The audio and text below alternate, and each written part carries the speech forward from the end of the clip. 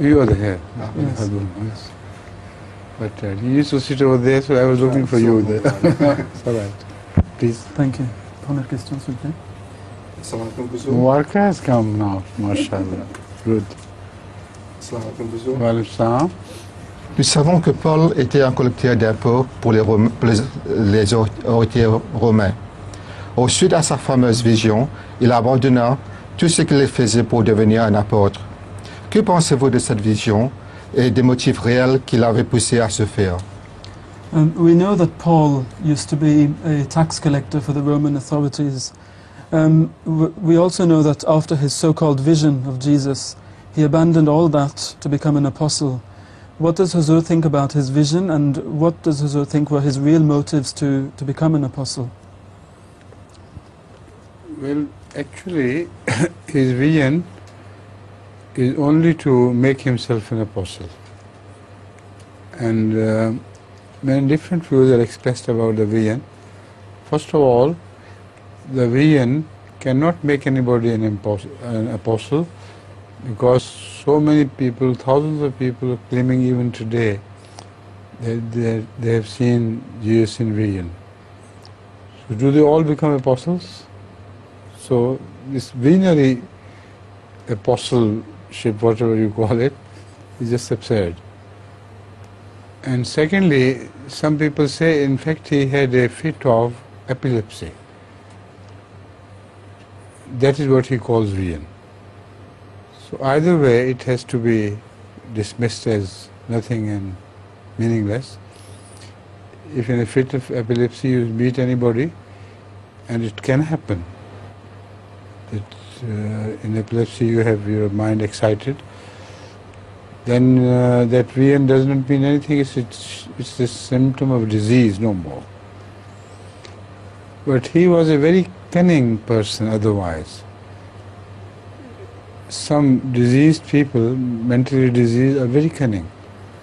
So it was his cunning which was destructive for Christianity and everything.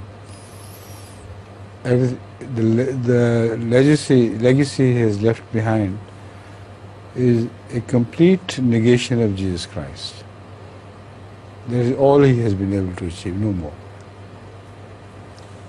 Sa sainteté le calife dit qu'en fait sa vision n'existe que pour faire de lui un apôtre. Mais il y a différentes opinions à ce sujet, et d'ailleurs nous savons qu'une telle vision ne suffit pas à faire de quelqu'un un apôtre. Car il est vrai que, et on le sait, que des milliers de gens dans le monde disent voir Jésus dans des visions. Ils le voient, mais cela ne fait pas d'eux des apôtres. Donc comment se fait-il que Paul, lui, quand il voit Jésus, tout à coup il devient un apôtre? D'aucuns pensent qu'il a eu en fait une crise d'épilepsie. Et nous savons que dans l'épilepsie, dans cette maladie, il est tout à fait possible de faire de telles visions où dans la vision on est en train de rencontrer quelqu'un. Et cela fait partie des symptômes de la maladie. Donc il est tout à fait possible que Paul ait eu une telle crise et qu'il ait fait sa vision lors de la crise. Mais c'était certainement une personne très futée. Et nous savons que même les gens qui sont mentalement malades peuvent être en même temps des gens très futés, très aiguisés mentalement. Donc ce qu'il a fait de la religion de Jésus, en fait, c'était vraiment dommage pour le christianisme en tant que tel, car ce qu'il a laissé, c'est une négation complète du message de Jésus-Christ. Et donc, en fait, tout ceci, cette vision ne rime à rien.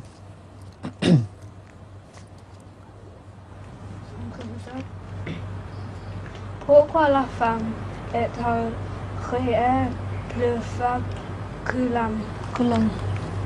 Why has woman been created weaker than man? Why not equal in strength? Weaker or unequal? Unequal. So true. They are not unequal in the sense of their rights, because the Holy Quran is very specific on this, that whatever rights men have on women, women have on men. So as far as the rights are concerned, they are not weaker. But as far as their physiques are concerned, they evidently are weaker. and you have to take that into consideration.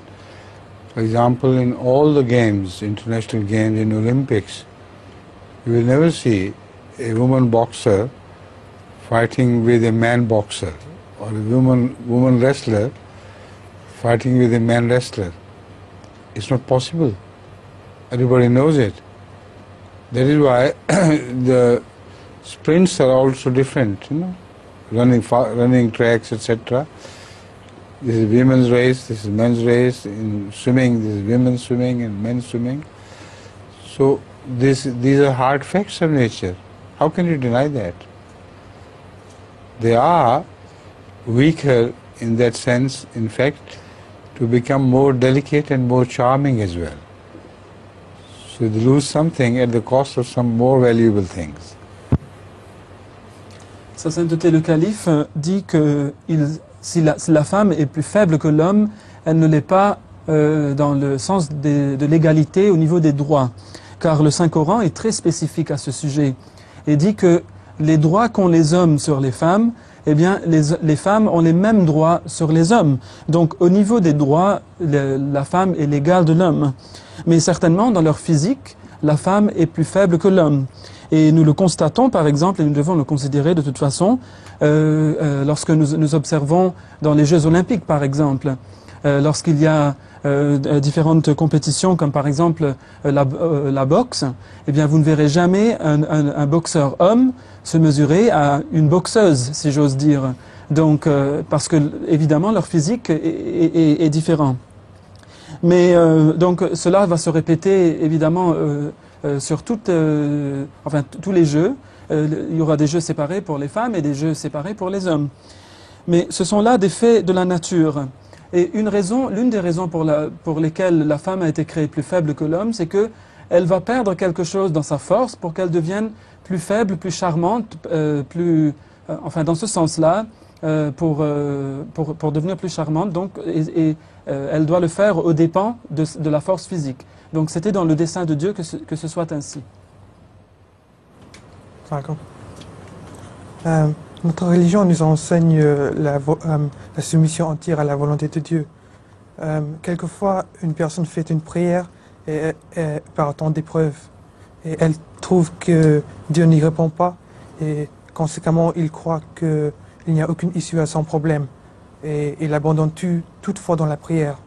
Vu que des circonstances difficiles et éprouvantes peuvent se passer de temps à autre, que faut-il qu'on fasse pour maintenir la foi en Dieu et dans la prière? Et qu'est-ce qui caractérise la soumission entière à la volonté de Dieu? In religion we are taught to submit completely to the will of God. But it appears that at times of great difficulty, when one prays to God, the prayer is not accepted, and it seems that there's no issue to the problem. Now, it was a very long question. Excuse me, Huzur, I'll ask the last portion again. C'était quoi la dernière portion de la question?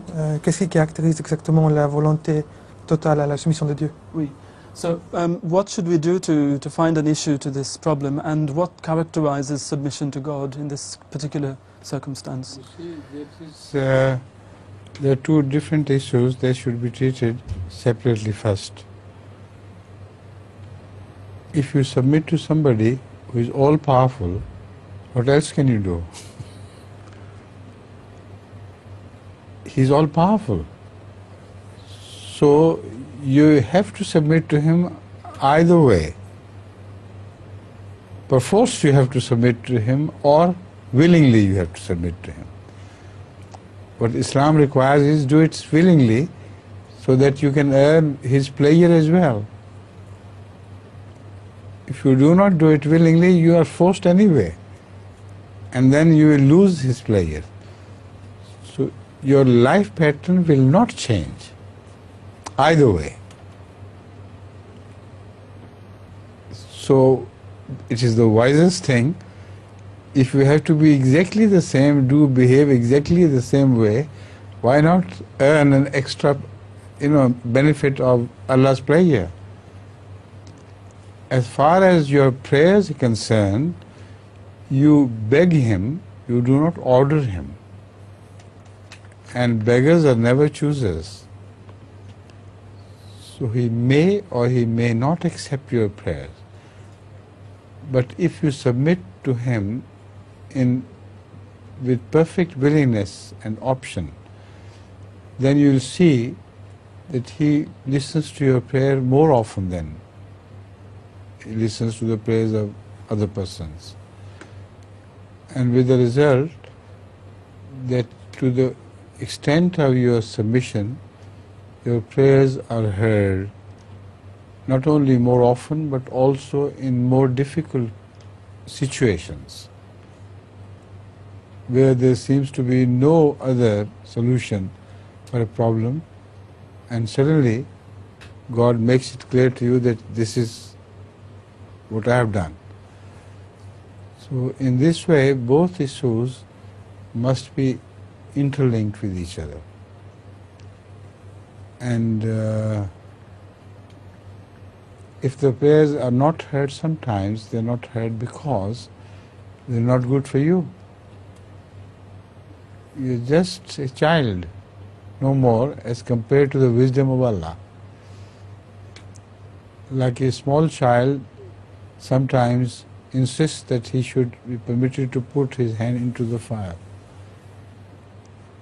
But a wise woman would never accept it. And an observer may conclude it's a very cruel mother. The child is crying himself almost till death. And that's the sort of saying. The child is crying himself to this state of misery and the mother doesn't listen. So why should Allah listen to you when a thing ultimately is bad for you? Sometimes you think the prayer is rejected, but it is not rejected. In essence, it is accepted. Sa Sainteté le Calife. In the same way, when the child is, after all, is calmed down, the mother gives him something else to please him, and hugs him and cuddles him and loves him the more for apparent cruelty she had exercised. So the same happens in the case of God. Sa Sainteté dit qu'en fait, cette question comprend deux questions différentes qui doivent être traitées de façon séparée. Si vous vous soumettez à un être tout-puissant, eh bien, que pouvez-vous faire d'autre? Car il est tout-puissant et vous n'avez pas le choix dans cela. Que vous vous soumettiez à lui volontairement ou pas, vous devez, en fin de compte, vous soumettre devant lui. Mais Dieu vous donne l'option de vous soumettre à lui volontairement. Et si vous le faites, ce faisant, vous avez une récompense pour cela. Alors pourquoi ne pas prendre cette option-là plutôt que l'option de défier, de ne pas vous soumettre à lui volontairement, mais de toute façon, vous allez le faire, vous devrez le faire. Donc votre vie n'en changera pas d'un iota si vous ne vous soumettez pas à lui volontairement. Alors pourquoi ne pas prendre l'option meilleure, qui vous donne quand même quelque chose? Pour ce qui est des prières, eh bien, vous suppliez Dieu de vous donner quelque chose. Vous ne pouvez pas lui ordonner de vous donner quelque chose, car vous n'êtes pas en mesure, vous n'êtes pas dans la position d'ordonner à Dieu de me donner quelque chose. Donc voilà ce que c'est que la prière. Et comme on dit en anglais, beggars can't be choosers, donc les mendiants ne peuvent pas choisir, il faut qu'ils prennent ce que l'on leur donne. Eh bien, vous n'avez pas ce choix d'ordonner Dieu de vous donner quelque chose. Mais il est vrai aussi que si vous vous soumettez plus à la volonté de Dieu, eh bien, vos prières seront entendues et exaucées de plus en plus. Et plus vous vous soumettrez devant lui, eh bien, plus vos prières, dans des moments difficiles, apparemment sans issue, seront entendues par Allah. Donc, il est certain que la soumission à sa volonté a un lien avec l'acceptation de vos prières. Si vos prières ne sont pas exaucées, eh bien, il se peut fort bien qu'elles ne soient pas bonnes pour vous. Car vous êtes comme un enfant comparé à la sagesse de Dieu, la sagesse illimitée de Dieu. Et lorsque vous demandez quelque chose, vous demandez peut-être quelque chose qui n'est pas bonne pour vous, mais vous ne le savez pas. Mais lui, il le sait. Alors, Huzur nous a donné l'exemple d'une mère et de son enfant, un petit enfant qui pleure et qui supplie sa mère de le laisser mettre sa main dans le feu. Car il trouve que le feu, c'est une chose très belle, et donc il veut plonger sa main dedans. Il dit, s'il te plaît, maman, laisse-moi mettre ma main dedans. Eh bien, est-ce qu'une mère sensée et saine d'esprit va laisser son enfant mettre sa main dans le feu? Est-ce qu'elle va répondre favorablement à sa prière? Certainement pas. Elle va l'empêcher de se faire, car elle sait que s'il le fait, il sera blessé. Cela n'est pas bon pour lui. Mais l'enfant continue de pleurer car il pense que c'est une bonne chose. Mais finalement, lorsque l'enfant se calme, eh bien la mère, elle se sent un peu coupable puisqu'elle l'avait empêché de faire quelque chose. Elle n'avait pas accédé à sa demande, même si la demande était négative pour lui, néfaste pour lui. Alors, pour lui remonter le moral, si on peut dire, elle le prend dans ses bras, elle le câline, etc., elle lui fait des câlins, pour montrer qu'en fait, elle l'aime bien. Et voilà comment Allah se comporte avec nous. Si nous lui demandons quelque chose qui n'est pas bonne pour nous, s'il ne nous le donne pas, alors plus tard, il nous montre les signes de son affection, de sa proximité, de son amour, et nous donne autre chose qui est meilleure pour nous. Donc voilà comment la prière, il ne faut pas que nous nous désespérions, car il faut que nous nous soumettions à la volonté d'Allah et que nous sachions qu'Allah sait ce qui est bon pour nous et nous ne le savons pas.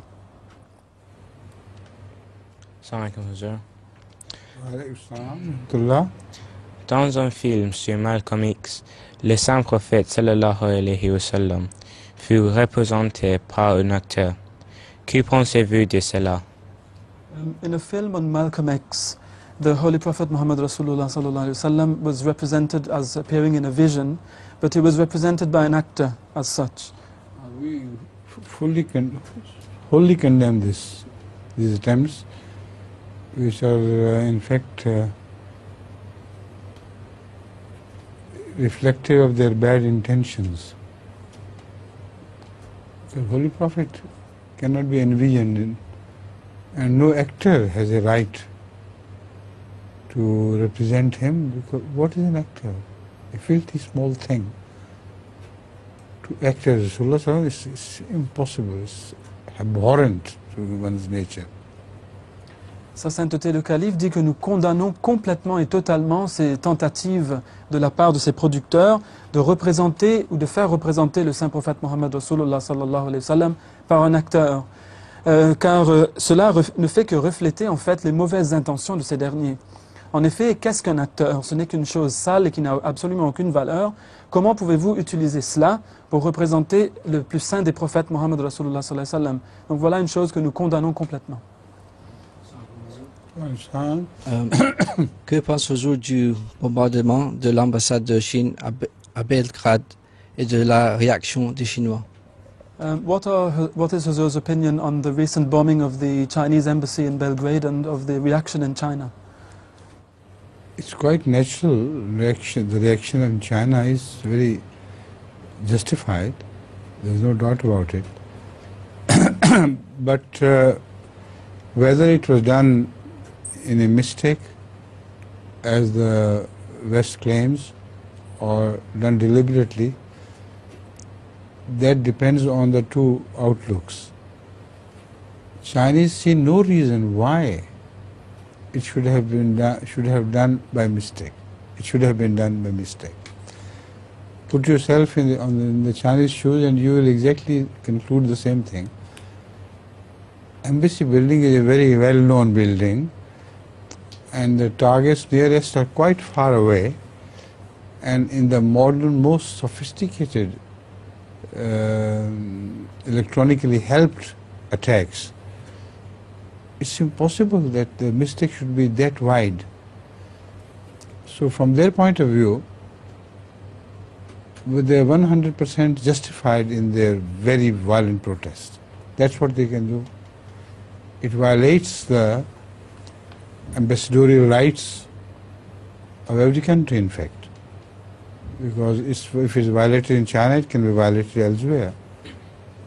And ambassadors are given full protection.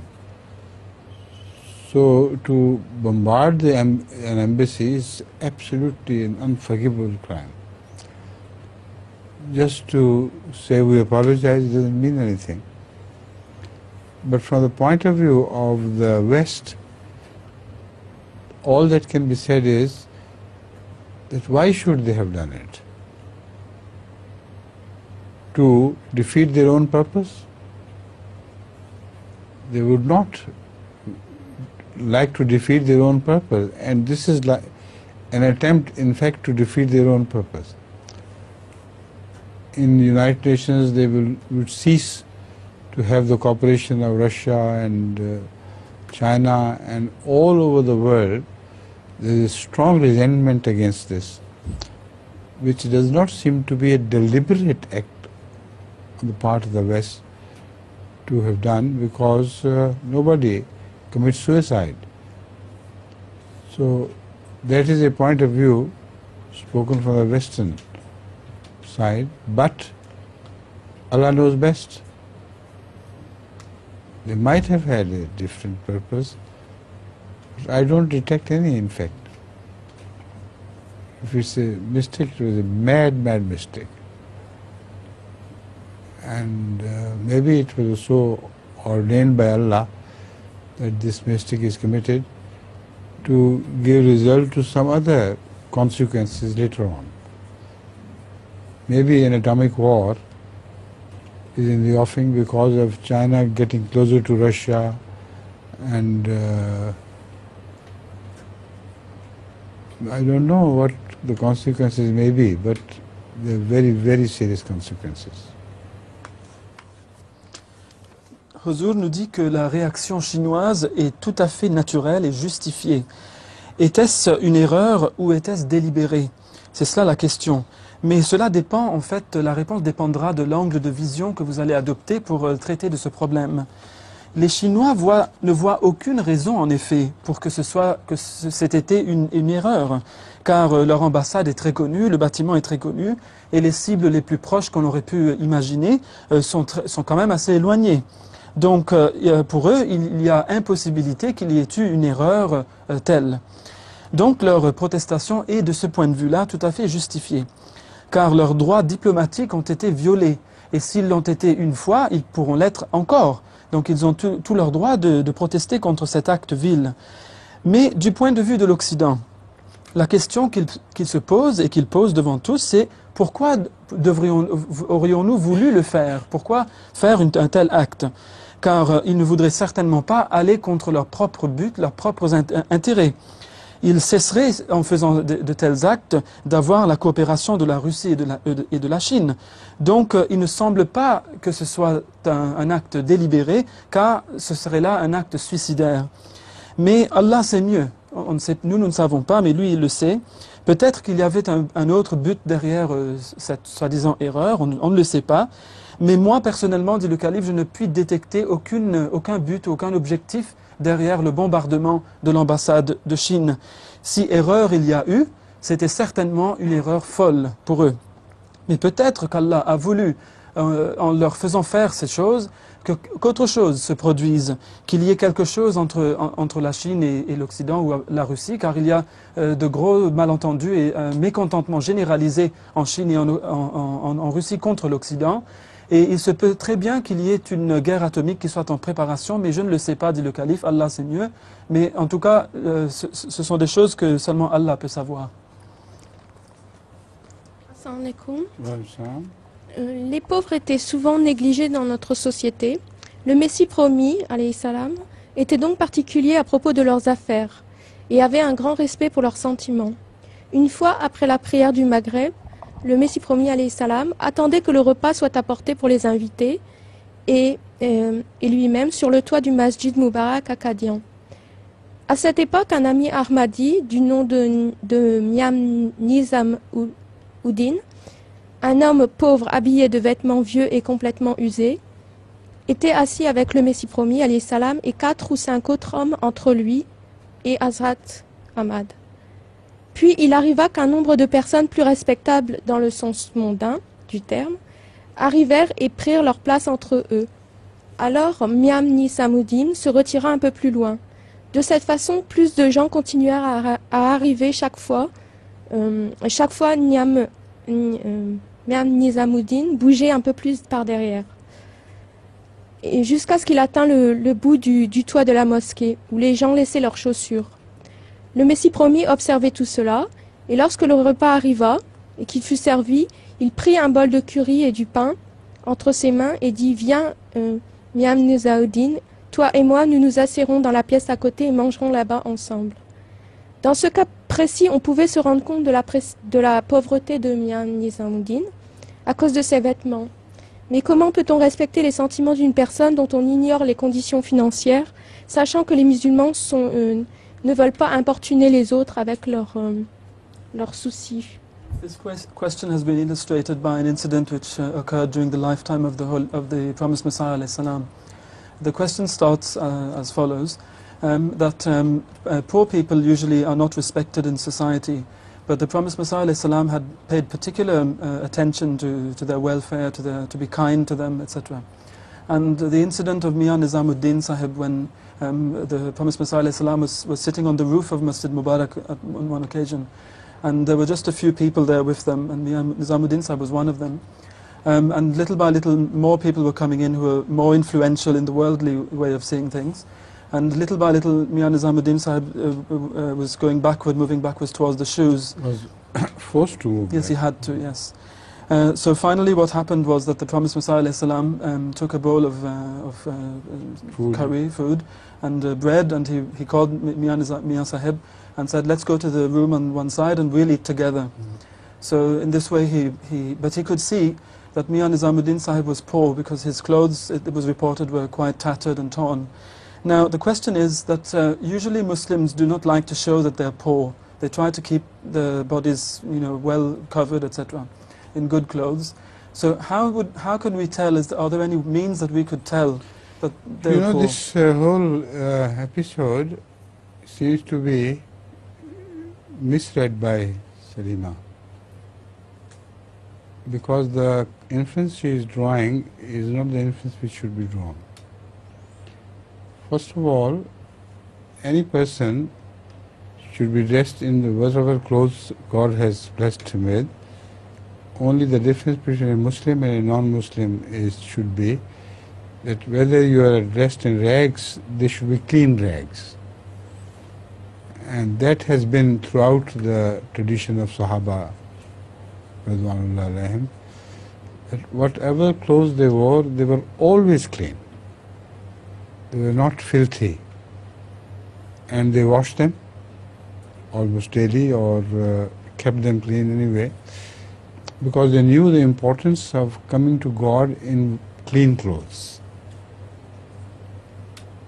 Whether they said tahajjud in the house or appeared in the mosque, they understood the Quranic version that you should always wear clean clothes, not expensive clothes. They are two different things.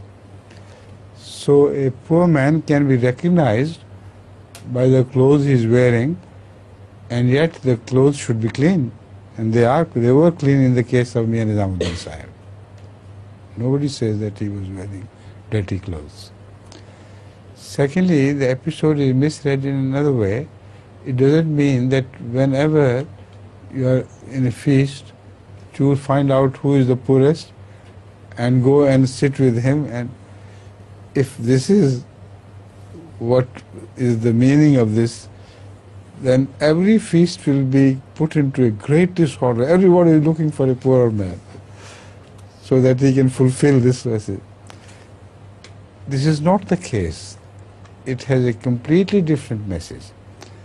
In fact, Mian Nizamuddin Sahib was shown arrogance by some people who were behaving more arrogantly.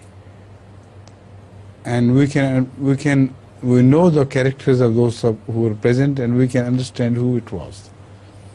Particularly, who showed his greatness and his arrogance by coming forward while Mian Nizamuddin was sitting in front. Nobody had a right to push him back. So people who worldly wise thought themselves big people, they did it. Hazrat Masih Maud had a very kind disposition. He did not pinpoint these people and show their arrogance and reveal their arrogance in public. So that was his way of showing his anger. He didn't like it at all. He was very unhappy. So when he asked Mian Nizamuddin, come and sit with me, all these arrogant people were abandoned. So this is the influence of this episode, which is right, and it is drawn like this. Sa Sainteté, le calife, dit que je pense que, en fait, tout l'épisode, de cet épisode, la mauvaise conclusion a été tirée. Et en fait, on ne peut s'habiller que ce qu'avec l'on a. Et toute personne va le faire, que ce soit un croyant ou un mécréant. Mais la différence entre un pauvre croyant et un pauvre mécréant, c'est que le pauvre croyant, le musulman, va certainement porter des haillons, mais des haillons propres. Et il ne sera jamais sale, car il attachera beaucoup d'importance à la propreté. D'ailleurs, c'était la pratique, la tradition des compagnons du saint prophète Mohammed Rasulullah sallallahu alayhi wa sallam, qui avaient compris l'importance, la grande importance de la propreté. Beaucoup d'entre eux étaient très très pauvres, et ils portaient des haillons, certainement. Mais ils les lavaient souvent, peut-être tous les jours, je ne le sais pas, dit le calife, mais en tout cas, ils se gardaient propres. Et lorsqu'ils faisaient le tahajjud, qu'ils les fait à la mosquée ou chez eux, ils portaient toujours des vêtements propres, même s'ils étaient pauvres. Donc un pauvre peut quand même toujours être reconnu par ses vêtements, car les vêtements n'ont pas besoin d'être sales pour qu'on sache qu'il est pauvre. Il peut être pauvre mais propre. Et c'est le cas des gens pauvres dans l'islam. Donc personne n'avait dit le calife, que Mian Nizamuddin Saheb était sale. Il était habillé en haillons, oui, mais pas sale, il était propre. Cet épisode ne signifie pas, donc il ne faudrait pas qu'on puisse conclure de cela, qu'à chaque fois que l'on est en compagnie de différentes personnes, que l'on devrait toujours chercher la personne pauvre pour qu'on aille s'asseoir avec elle, parce que si c'était le cas, eh bien, pensez un peu comment seraient tous les festins qu'on organiserait. Ce serait le chaos complet, car chacun serait en train de chercher, mais où est-ce qu'il y a un pauvre que je m'asseye à côté de lui? Ce serait impossible. Donc, ce n'est pas ça qu'il faut conclure. En fait, ce que l'on doit conclure, c'est que dans cet épisode-là en particulier, il y a eu des gens qui ont montré de l'arrogance envers Mian Nizamuddin, qui ont voulu s'insérer entre lui et le Messie promis, prendre sa place, comme s'il n'avait pas d'importance. Et le Messie promis, alayhi salam, il était quelqu'un qui avait un cœur très doux, et il ne pouvait pas supporter une telle chose. Mais il ne voulait pas non plus, puisqu'il était doux de tempérament, il ne voulait pas nommer les personnes qui avaient été arrogants devant tous. Il ne voulait pas les en condamner devant tout le monde. Mais il a trouvé une solution, il a trouvé une façon de manifester sa colère, de manifester sa condamnation de cet acte d'arrogance envers cette personne pauvre. Et alors, pour le faire, il a pris Mian Nizamuddin Saheb, il l'a amené dans une autre pièce et ils ont mangé ensemble en laissant toutes ces gens arrogantes derrière. Et c'était une bonne leçon pour eux. Donc voilà comment le Messie promis avait fait. Donc voilà comment nous devons comprendre cet épisode et comment nous devons le mettre en pratique.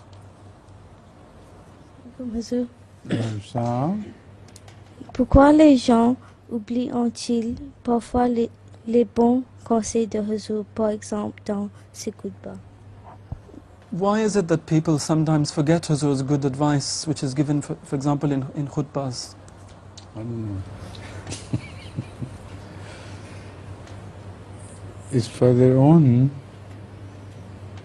benefit that they should accept the advice. If not, then it's up to them to suffer the loss.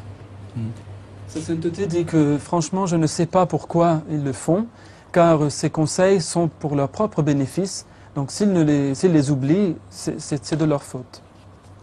Salam Huzur. Est-ce que les parents des Waqf-e-Nau doivent prévoir des fonds financiers pour l'avenir, et en plus de ce qu'Allah et la Jamaat prévoient pour... Should the parents of Waqf-e-Nau children foresee to provide the Waqf-e-Nau children with a certain amount of money for the future, on top of what they will be getting, for example, from Allah and the Jamaat as such, for working for the Jamaat? That should be the attitude of the parents in case of all Waqf in Zindagi. That is what I have been promoting. In fact, if a Waqf-e-Nau child or a Waqf Zindagi otherwise is taken special care of by the parents, that he doesn't feel the pinch of poverty when voluntarily he accepts it for the sake of Allah. That would be a way of participating in his waqf. And the person can, who is financially not worried, he can work better. The people who can work in every situation very well, but all people are not like that. So it will help those who are slightly weaker to work for the sake of God voluntarily, yet as though they are well taken care of, inshallah, and I think this is the best policy. Sa sainteté le calife dit que cela devrait être l'attitude de tous les parents, non seulement des enfants waqf-e-no, donc les enfants dédiés, mais aussi de ces personnes qui sont, comme on les appelle, les waqfin zindagi. Ce sont les gens qui se sont dédiés à vie pour le service de l'islam. Si les enfants waqf-e-no et les autres waqfin donc sont pris en charge par leurs parents, cela les permettrait de ne pas ressentir la difficulté inhérente du waqf, du côté financier tout au moins. Et comme nous le savons, cela serait évidemment un moyen pour les parents de participer à leur dédication. Ils participeraient à la dédication, le waqf de leurs enfants. Mais il est un fait que tout le monde ne travaille pas de la même façon sous différentes conditions.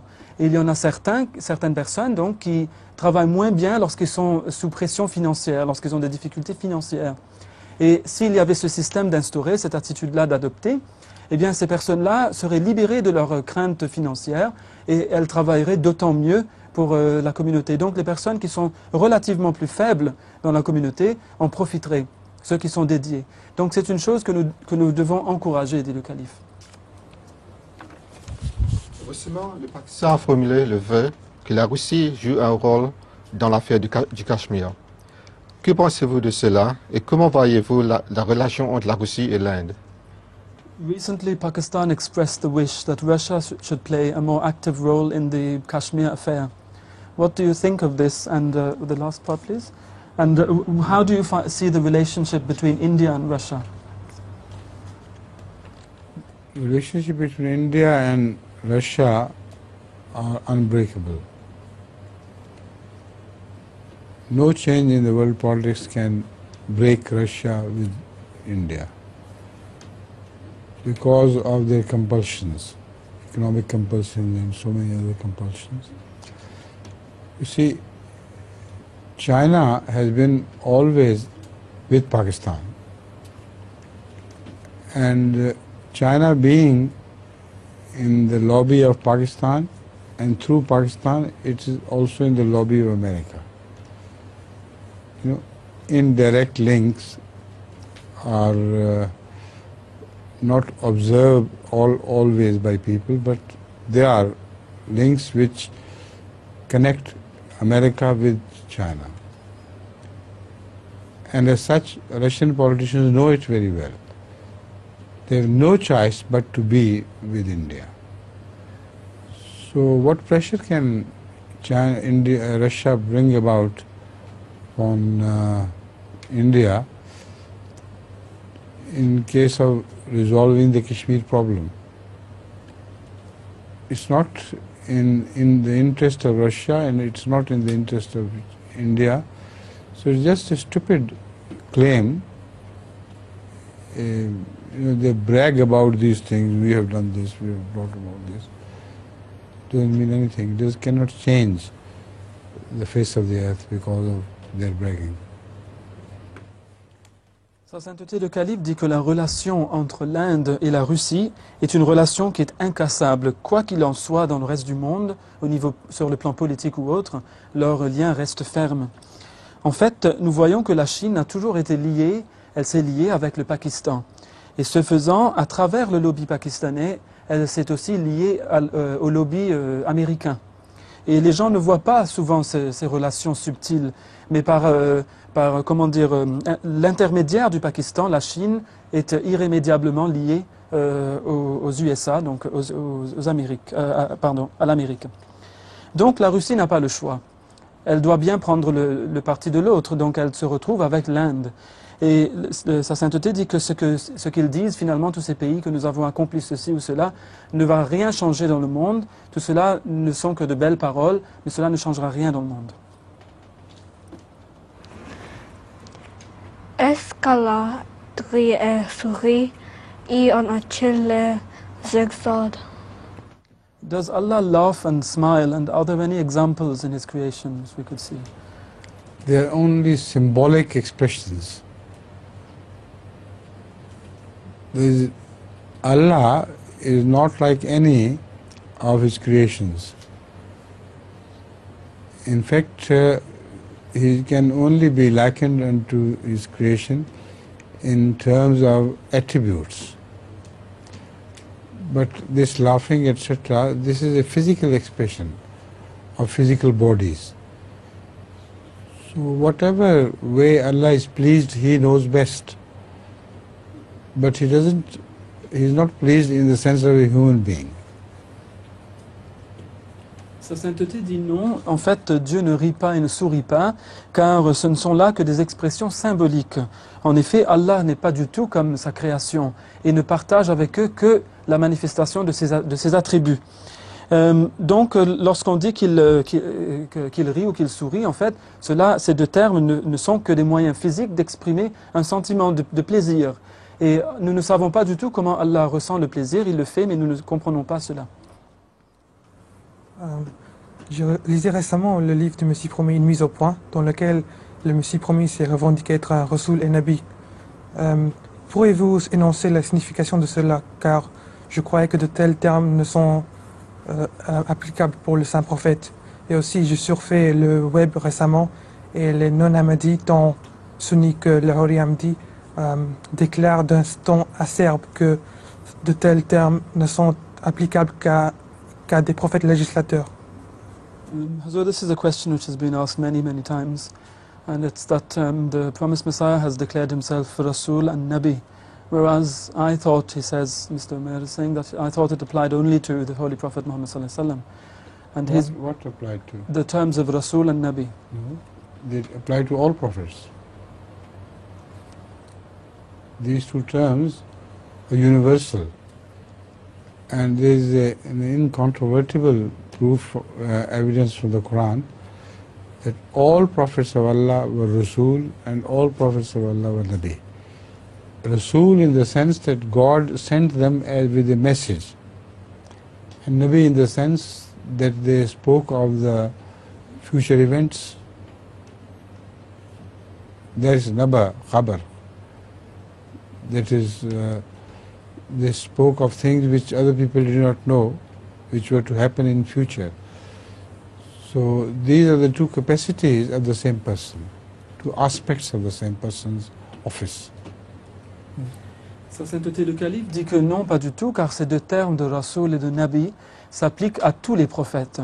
Et il y a une preuve incontournable qui se trouve dans le Saint-Coran à ce sujet, et c'est que le Rasoul, c'est celui qui apporte un message. Donc évidemment, tout prophète porte un message. Et Nabi le Nabi est celui qui parle d'événements futurs qui vont se réaliser à l'avenir. Car le Naba signifie, le Khabar on peut dire, signifie ces nouvelles de choses qui vont arriver à l'avenir. Donc en tant que tel, tout prophète est aussi un Nabi.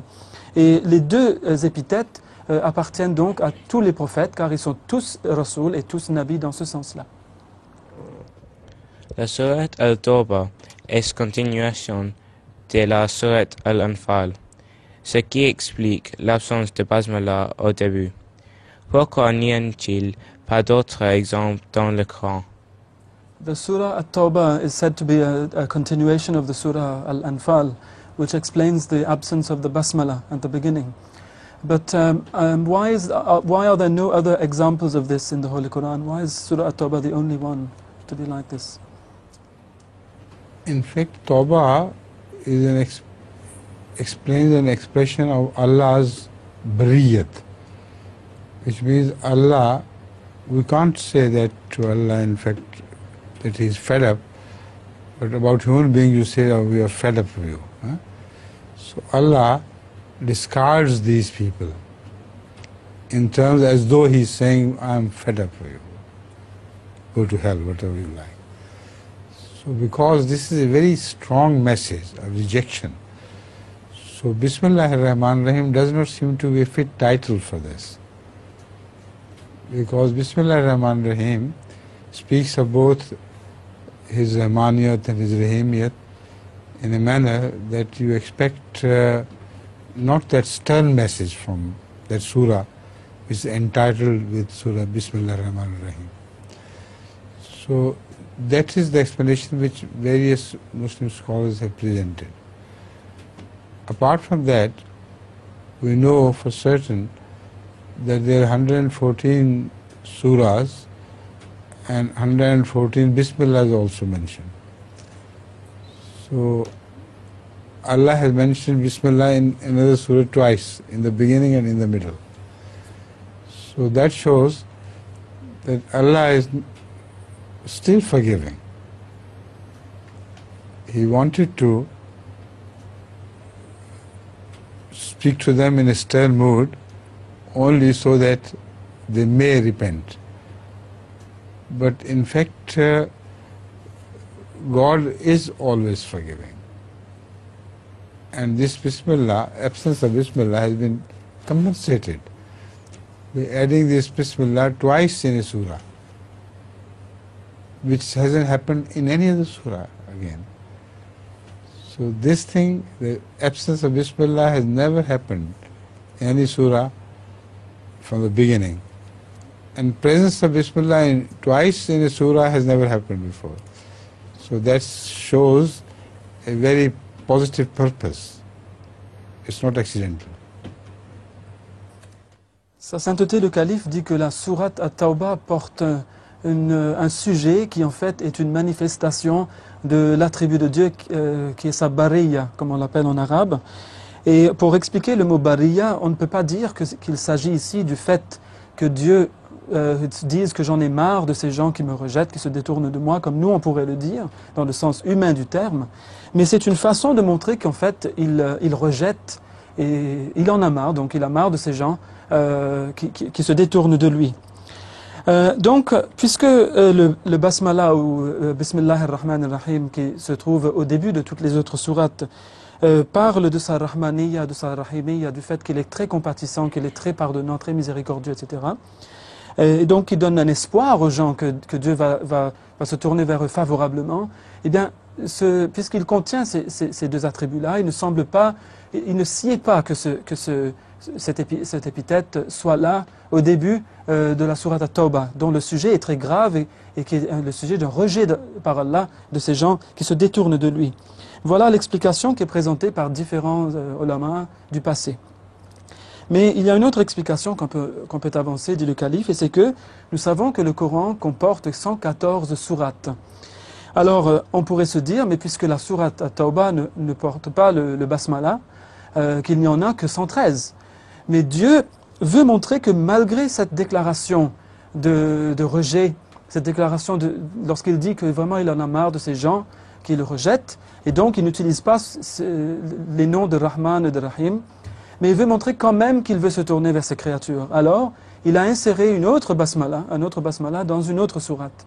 Et donc cette sourate-là comporte 2 basmalas au lieu d'un seul. Mais donc c'est pour cela en fait que nous voyons que puisque la sourate At-Tawbah parle de ce sujet-là, de ce sujet du rejet, elle ne peut comporter le basmala, mais Dieu veut montrer qu'il est quand même miséricordieux, compatissant, et donc il a quand même donné 114 pour aller avec toutes les sourates dans le Coran.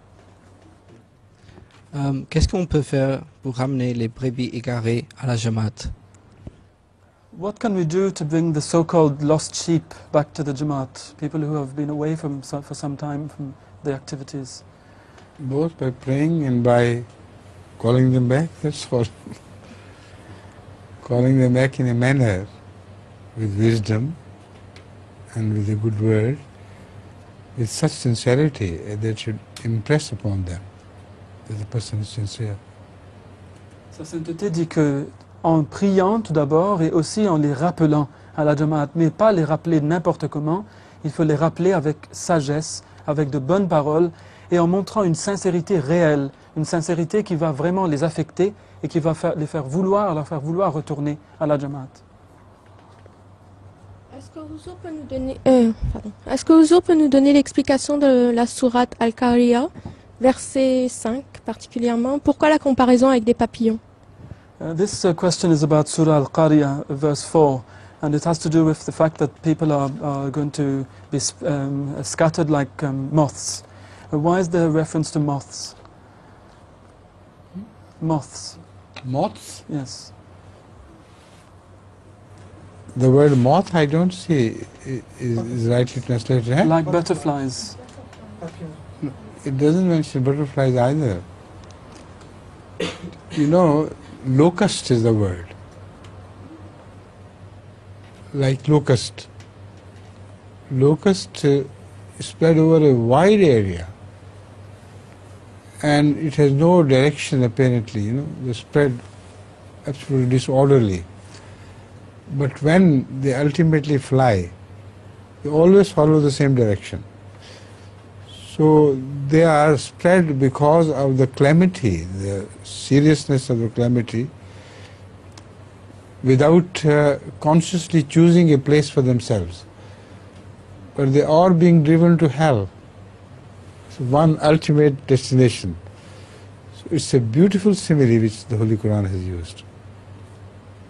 Sa sainteté dit que, en fait, le terme utilisé ici ne signifie pas des papillons de nuit, mais des sauterelles.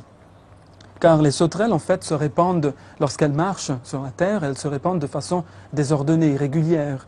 Mais lorsqu'elles se mettent à voler, elles volent toutes dans une même direction.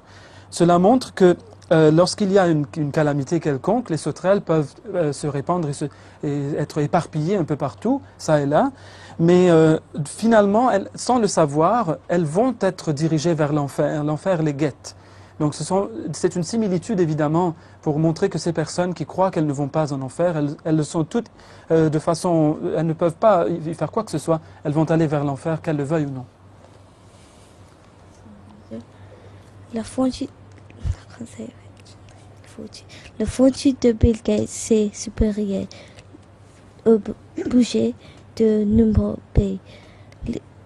L'islam limite-t-il la fortune personnelle des individus?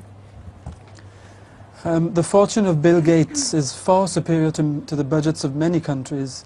Does Islam do anything to limit people's personal riches and wealth? Islam doesn't do anything to limit the quantity of wealth you own rightfully. Only the means should be right. If there are false means, then automatically the property is discarded by Islam as, having lost Allah's favor. So if you earn wealth within the specified limits of Islamic injunctions, then you can hold wealth to any amount. You can earn with your wisdom and your knowledge, your experience. There's no limit on that. But there's a limit on expenses, how you should employ that wealth. So this is a beautiful combination of the two, which makes Islamic teaching on economics right on the middle road. Sa sainteté, le calife dit que non, l'islam ne fait rien pour limiter la quantité de biens que vous avez, mais des biens que vous avez gagnés par des moyens justes. Si vous avez gagné ces biens par des moyens injustes, alors ces biens ne vaudront rien devant Allah. Mais vous pouvez en gagner autant que vous le voulez par des moyens justes. Par contre, l'islam limite vos dépenses. Et donc, vous ne pouvez pas dépenser vos biens comme vous le voulez. L'islam le limite. C'est ainsi que l'islam est en train de ramener les choses à un juste milieu, donc en vous laissant libre d'un côté d'avoir tout ce que vous voulez, mais de l'autre côté, tout en limitant vos dépenses. Et c'est ainsi qu'un juste milieu économique est atteint par l'islam. Right?